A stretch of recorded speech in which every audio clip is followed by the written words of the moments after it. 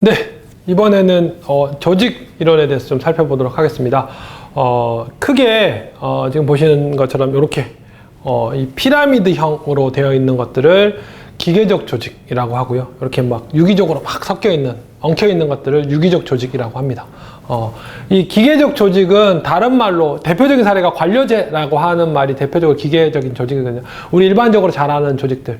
밑에 제일 그 일선에서 일하시는 분들이 있고 그 위에서 그분들을 감독하는 뭐 과장, 부장, 그 다음에 이사, 뭐 탑리더 이런 식의 그런 피라미드형 조직들을 관료제, 기계적 조직이다라고 하고요. 유기적 조직은 사실은 유기적 조직은 뭐다라고 이렇게 명확하게 얘기할 수도 있지만 그것보다는 기계적 조직에 대응되는, 상응되는, 반대되는 어떤 조직 형태다라고 보시는 게 더 맞을 것 같아요. 그러니까는 지금 팀제라고 하는 것들, 그 다음에 매트릭스 조직, 그 다음에 네트워크 조직, 그리고 최근에 많이 IT 기업이나 플랫폼 기업에서 많이 활용하고 있는 애자일 조직 같은 것들이 다 이 유기적 조직에 해당하는 겁니다. 그래서 이 기계적 조직은 뭐냐면 전통적인 관료제예요. 뭐죠? 자기가 매뉴얼대로 행동하고 매뉴얼에 따라서 서면으로 다 보고하고 자기의 주어진 권한대로 주어진 자기 책임만큼만 다 일하는 거죠. 뭐 이런 말씀 좀 그렇긴 하지만 우리 공무원 같다라는 표현 별로 좋지 않잖아요. 그러니까 전형적인 그것들을 얘기해주는 물론 열심히 하신 공무원들도 많죠. 근데 이제 우리 그냥 흔히 쓰는 표현에서 그렇게 되는 거니까. 그래서 그런 문제점들이 있죠. 근데 이게 문제점만 있느냐? 꼭 그렇진 않아요. 아주 큰 단위의 조직을 안정적으로 움직이는 데 있어서는 아직도 관료제는 기계적 조직은 굉장히 유용하죠. 그래서 정부도, 물론 정부가 굉장히 효율적으로 움직이고 탄력적으로 움직이도 좋겠지만은 그건 못지않게 뭐죠? 안정적으로 움직여야지. 그죠? 막 군대가 갑자기 막 이렇게 훈련해 보면 어떨까요? 하면서 막 되게 실험적인 걸 해서 막 뭐 전투력이 상실된다든지 이렇게 하면 안 되잖아요. 그죠? 방역 당국이 막 그렇게 해서 상실되면 안 되잖아요. 그죠? 그래서 그런 류의 형태들을 가집니다. 거기에 상응되는 팀별 조직은 훨씬 더 유기적이죠. 그러니까 기계적 조직은 굉장히 수직적인 구조를 가지고 있고요. 유기적 조직은 수평적인 조직 구조를 가지고 있어요. 그래서 유기적 조직은 그래서 각 개인들이 할 수 있는 일이 좀 많아. 그리고 내 일이 여러 가지 일을 할 수도 있고, 그리고 여기는 상명하달식이에요. 그리고 보고하는 형태지만 여기는 서로 수평적으로 논의하는 형태가 되는 거죠. 그리고 업무들이 같이 중첩될 수도 있고. 그래서 서면이나 보고하는 매뉴얼이 강화되기보다는 회의나 여러 가지 다른 정보들로 유기적으로 이렇게 정보들이 많이 왔다 갔다 하게 되는 거죠. 그래서 이런 것들에 대해서는 좀 개념들을 정리해 두시면 좋을 것 같습니다. 명령 테스트에서 좋아하는 소재입니다. 자, 그래서 선택지를 보시면 1번 A 조직 구조는 B 조직 구조보다 통제 범위가 좁다라고 되어 있습니다. 그러니까 여기 A 조직 구조는 어떻게 돼요? 앞에서 얘기했잖아. 자기가 할 수 있는 일들이 제한되어 있어요. 매뉴얼대로 라고 합니다. 이건 맞는 진술이죠. 얘는 이것저것 많이 할 수 있어요. 상대적으로 좀 재량이 많은 조직인 거죠. 자, 그 다음에 2번 A 조직 구조는 B 조직 구조보다 상형식 보고에 적합하다. 얘는 마찬가지로 뭐죠? 수직이죠. 그러니까 의사결정은 탑다운식으로 되지만 보고 체계는 또 상향식으로 되는 거지. 자, 그래서 맞는 진술이고요. 3번 B 조직 구조는 A 조직에 비해 유기적 협업에 적합하다. 얘는 이름 자체가 유기적이니까 협업, 수평 이런 단어들은 다 여기 유기적 조직 구조에 해당하는 특징이 되겠죠. 자, 그 다음에 4번 B 조직 구조는 A 조직 구조에 비해 의사결정이 분권화되어 있다. 그럽니다. 분권화되어 있다. 이 말이 뭐냐면 얘는 뭐죠? 어쨌든 탑리더를 통해서 상위 의사결정권자들 피라미드 상층부에 의사결정 권한들이 더 많이 몰려 있어요. 권한들이 하부로 갈수록 적어요. 근데 얘는 특정 분야에서는 이 부서에서 권한이 더 많을 수도 있고 서로 달라져 있죠. 그러니까 의사결정 권한이 상대적으로 더 크다라는 것들. 그래서 분권화가 되어 있다라는 것 생각해 보시면 되겠습니다. 자, 그 다음에 5번 이게 정답인데요. B 조직 구조는 A 조직 구조에 비해 직무 공식화 정도가 더 높다. 유기적 조직은 덜하다 그랬죠. A 조직 구조는 어떻게 돼요? 훨씬 더 공식화되어 있다. 조직이 크고 관료적이기 때문에 어떻게 돼요? 그냥 상사한테 아침에 오늘 좋은 아침입니다 하면서 어제 일 대충 구두로 얘기하는 게 아니라 그건 그냥 인사를 하더라도 반드시 사무실 가면 자기 한 일이나 자기 한 일들에 대해서 다 문서화하고 공식화해서 그것들을 다 정리하게 되는 거죠. 그런 특징들을 가지고 있습니다. 그래서 그 공식화 정도, 그 다음에 문서화 정도가 높은 거는 뭐다? 기계적 조직, A 조직의 형태가 된다. 입니다.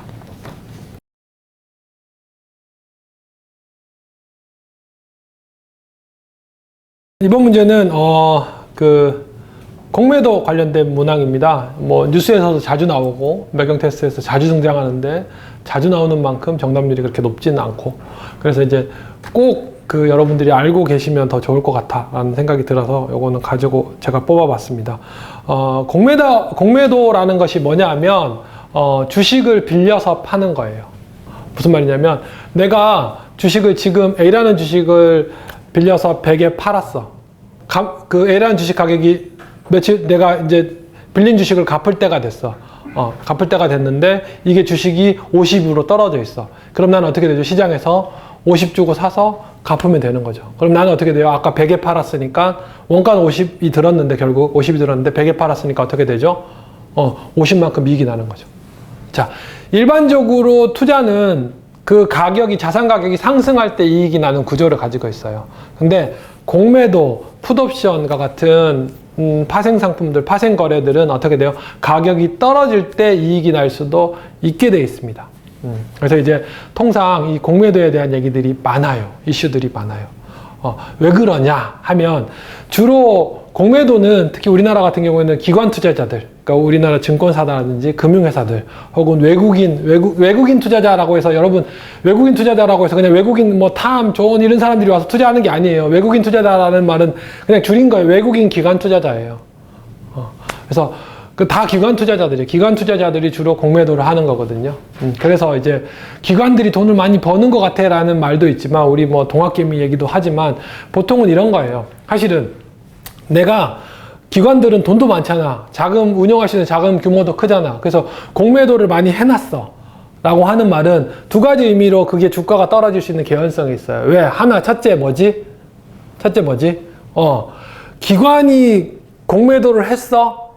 라는 말은 뭐죠? 정보력이 우수하고 예측력이 우수한 기관이 했다는 것 자체가 뭐죠? 시장에 부정적인 시그널을 주죠. 다른 사람들이. 쉽게 주가를 못 올리거나 떨어뜨릴 수 있는 정보 혹은 신호가 되는 거지. 자, 또 하나는 이게 이제 좀 이제 또 달라지는 부분, 이게 이제 이슈가 더 많을 수 있는 부분인데 뭐냐 하면 많이 샀어. 떨어져 이익을 버는데 안 떨어져. 그러면 기관들이 어떻게 돼요? 일부러 주가를 떨어뜨리는 매도를 한다는 거지. 실물을 사서. 그렇게 할 수도 있다. 라고 해서 이거 공매도 하면 주가가 떨어진다. 라고 해서 이제 그 개인 투자자들이 손해를 볼 수 있다라고 해서 이렇게 여러 가지 뭐 그 투자자들이 뭐 청원을 하거나 그렇기도 하고 실제로도 뭐죠? 코로나 때문에 증시가 되게 얼어붙었을 때는 일정 기간 공매도를 그래서 금지하기도 했어요. 근데 공매도를 그러면 왜 이렇게 하느냐? 왜 이렇게 놔두느냐라고 하면 그런 거죠. 일반적으로 시장은 그냥 공매도가 없다면 어떻게 돼요? 대부분의 사람들이 어떻게 돼요? 어떻게 해야 이익을 봐요? 가격이 올라야만 이익을 보잖아. 그럼 어떻게 된다? 가격이 떨어질 이슈가 있어도 다들 어떻게 돼요? 그냥 가자. 라고 하고 쉽게 떨어뜨리지 않는다는 거지. 그죠? 그래서 그런 이슈들이 있기 때문에 그 시장에서의 가격이 균형을 찾아가는 게 되게 중요한 이슈인데 그러니까 한쪽 방향으로만 있는 거지. 올랐다가 뭐죠? 적게 떨어지고 다음에 오를 때 적게 오르는 식으로 균형을 가는 것보다는 올랐다가 뭐죠? 떨어질 때 확실히 많이 떨어지고 다시 오르고 하는 것들이 쉽게 즉시 뭐죠? 균형 가격을 찾아내고 그게 시장에서 뭐죠? 그 역할을 하기 때문에 뭐 시장에서의 금융시장이 갖고 있는 기능 중에 하나인 뭐죠? 가격을 찾아내는 기능, 가격 결정을 찾아내는 기능에서 그것들을 강화하는 역할을 공매도가 할 수 있어서 이런 부분들은 좀 가지고 있는 부분들이 있죠. 근데 이제 앞에서 말했지만 뭐 물론 여러 가지 이슈들이 있어서 조금 제약들이 있는 상황입니다. 자, 본 문제에서는 이 공매도를 어떤 기사로 뽑았냐면 좀 재밌어서 뽑긴 했는데 지금은 약간 이슈가 좀 달라지긴 했어요. 뭐냐면 여러분 아시죠? 뭐죠? 테슬라의 앨런 머스크랑 MS의 뭐죠? 마이크로소프트 빌 게이츠가 사이가 별로 안 좋죠. 그래서 빌 게이츠가 뭐죠? 앨런 머스크 테슬라를 공매도를 엄청 많이 했어요. 그 말이 뭐죠? 너 떨어질 거야. 그러니까 너 떨어질 거야. 그냥 저주하는 게 아니라 봐라 나는 진짜 떨어지는 거야. 확신해라고 하고 돈까지 건 거죠. 사실은. 그래서 요 기사 내용은 뭐냐면 그래서 뭐죠? 빌 게이츠가 공매도를 했는데 테슬라 주식이 많이 올라서 손실을 많이 보게 됐습니다라고 하는 내용인데 잘 모르겠어요. 지금은 최근의 이슈는 잘 모르겠어요. 왜냐하면 최근에는 테슬라 주식 많이 빠졌어요. 빌 게이츠가 이때 매각을 했는지 아니면 지금까지 들고 있었는지 모르겠는데 지금까지 들고 있었으면 이익을 좀 봤을 수도 있겠죠. 뭐 여튼 뭐 그런 상황입니다. 그래서 정답은 공매도입니다. 주식을 빌려서 나중에 이렇게 빌려서 판 다음에 나중에 갚아서. 그래서 주가가 떨어졌을 때 이익을 보는 구조, 공매도입니다. 그리고 나머지 선택지들에 대해서 좀 간략하게 설명을 해드리도록 하겠습니다. 배당락. 배당락은 뭐냐면 보통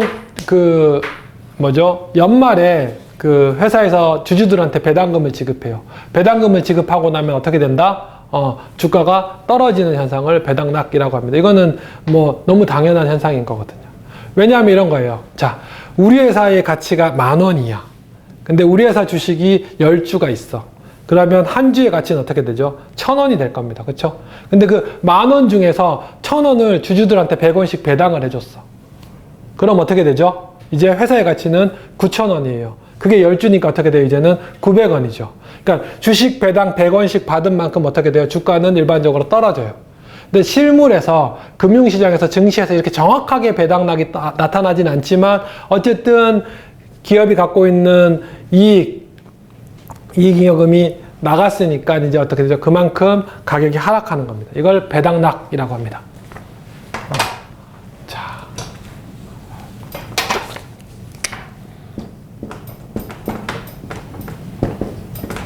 자, 콜옵션은 뭐냐면 주식을 살 수 있는 권리입니다.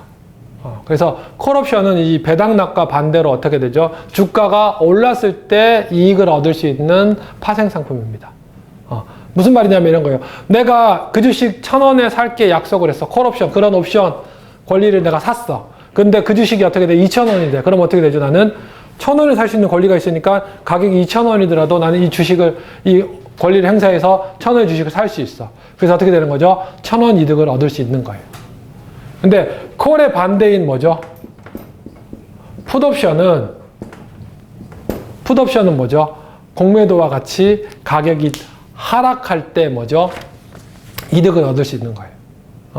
콜옵션은 살 수 있는 권리라면 뭐죠? 풋옵션은 뭐죠? 팔 수 있는 권리예요. 그래서 나는 이 주식을 1,000원에 팔 수 있어. 팔 수 있는 권리를 샀어. 그럼 어떻게 돼요? 이 주식이 1,000원인데 2,000원이 돼. 그러면 어떻게 돼요? 나는 손해가 보는 거지. 2,000원짜리 지금 1,000원에 팔아야 되니까. 이럴 때 이제 옵션 행사를 하지 않을 거예요. 근데 어떻게 돼요? 1,000원인데 어떻게 되지? 가격이 500원으로 하락했어. 500원으로 하락했어. 그럼 시장에서의 가격은 어떻게 돼요? 500원인데 나는 이걸 어떻게 돼요? 무려 1,000원에 팔 수 있는 거지. 그래서 500원만큼 이득을 얻을 수 있어요. 그래서 콜옵션은 가격이 상승했을 때 이익을 얻는다. 풋옵션은 가격이 하락할 때 이익을 얻는다. 공매도와 같은 구조를 가지고 있다.